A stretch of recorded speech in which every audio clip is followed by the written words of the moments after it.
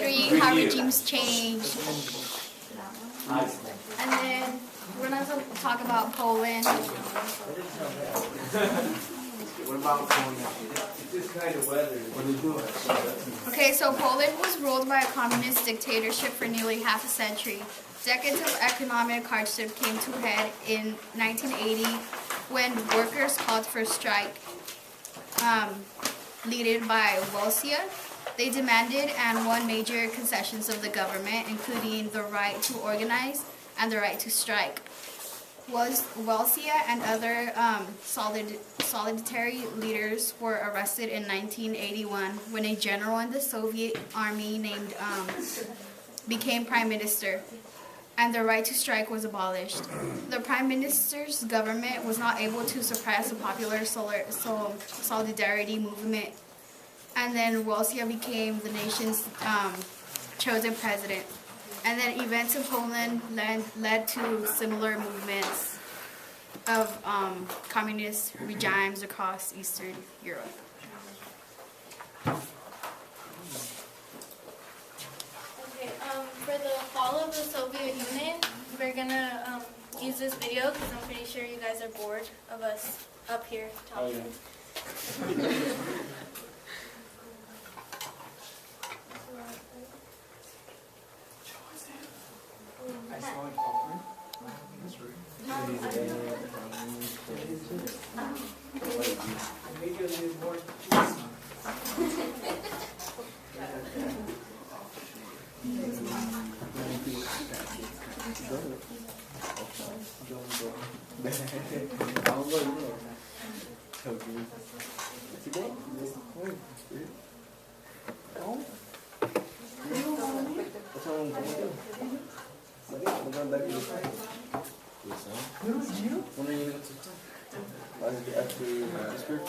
Yeah, I was like, I have next period, I've given a piece. You have next period with you?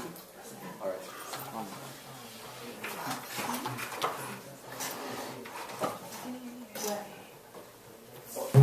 This is the story of the fall of the Soviet Union. The Soviet Union, the largest communist land, had 15 republics that were centrally planned. In the Soviet structure, Moscow organized all the big republic of Russia, plus the ones that were small. This communist form of public big industries had central planning providing all the necessities, but up-to-date little goods come faster if there's computers. They could not stay modern with just big central leaders. And since World War II, East Europe had been divided in ways that were not what each place would have decided. There was not enough freedom, just one old gang in the middle. The war budget too large and people's voices too little. Then 1985 brought the younger guys at the top. And this guy Gorbachev wanted these problems to stop. Gorbachev started glasnost, more free speech and free news. It was mine for the first time to express many views. Gorbachev's perestroika brought democratizations. For the first time, elections let people steer their own nations. When the Berlin Wall fell, Gorbachev was surprised, but he slowed the arms race and won a Nobel Peace Prize. But then through East Europe, former Soviet states chose to break from the Union and control their own fates. So Gorbachev sighed, but chose democracy's course. He said he'd keep things together just with discussions, of course. Old communist leaders feared big changes too fast. The whole strength of the Union might be lost to the past. But new leaders and voters wanted change to come faster. Gorby's middle reform plans now were facing disaster. See, as Soviet President, Gorby wasn't defeated, but each republic's president now had strength just like he did. And Russia's President Yeltsin wanted more strength by far. So they drafted new plans for a looser USSR. But before this new compromise could be implemented, 8 conservative communists launched a coup to prevent it. They kept Gorbachev trapped, but people rushed out to help defend the Soviet Congress that they had elected themselves. And Yeltsin joined the people and the coup met defeat. But the old Communist Party now just looked obsolete. So when Gorbachev returned, he was the leader of zero. The Union structure was dead, each nation had its own hero. The Soviet Union is now no more, he announced, and Gorbachev sadly left, and Russia's president pounced. Yeltsin said it was time for the big free market test. Public resources should open for anyone to invest. But when the parliament leaders and the public protested, Yeltsin ordered the army to have them killed or arrested. So all profits went private or were bought up offshore. Millions and millions of normal people turned poor, and the Soviet Union died before it enjoyed the system Gorbachev wanted fixed instead of destroyed.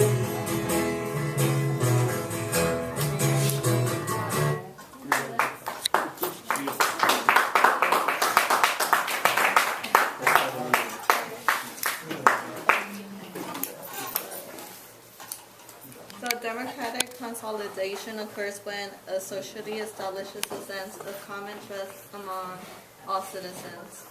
El Salvador's transition to democracy did not bring peace or stability. The country remained divided, and the FMLN pressed the demands of the poor. The armed forces engaged in widespread violence in the effort to defeat the FMLN. Civil war raged until 1992 when the United Nations helped negotiate a peace agreement. Haiti.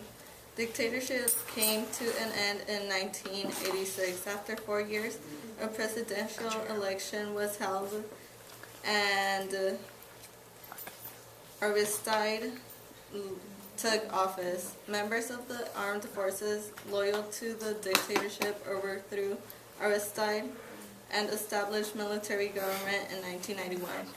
Haiti soon called for Aristide's return, but the military refused to step down. The soldiers finally withdrew in 1994 after the United States threatened to invade with the support of the United Nations. Iraq. The effort to bring democracy to Iraq faced challenges. Iraq has no history of free institutions upon which a democracy might be built. Iraqi voters approved the constitution in October 2005, creating the basic form of democracy government. However, some of Sunni Iraqis voted no on the constitution. The success of Iraqi democracy depends in no small measure on the ability of the Kurdish, Shia, and Sunni to work together and build democracy.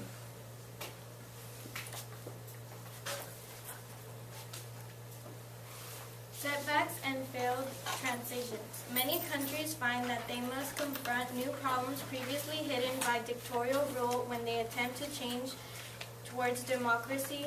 Countries that fail to transition to democracy can pose a threat to other countries if they open a safe haven for terrorist groups, ethnic violence. Yugoslavia was a country that included people from 3 major religions and many ethnic groups. It was founded in 1918, but it no longer exists. When communist rule began to weaken in the late 1980s, regional political leaders inflamed ethnic differences for their own personal gain. The country then split apart. Several provinces then declared independence and went to war with one another for control of land. They saw the most intense fighting, and some suffered a genocide. Failed states. Countries such as Afghanistan include large regions that remain outside the control of their own government. Somalia in East Africa doesn't even have a functioning government. These countries are failed states. Security is non-existent in most places, and their economy has collapsed. International terrorist groups have found refuge in these lawless lands and have used them to plan and train for acts of violence. And that's the works cited. So that's the end of section 3.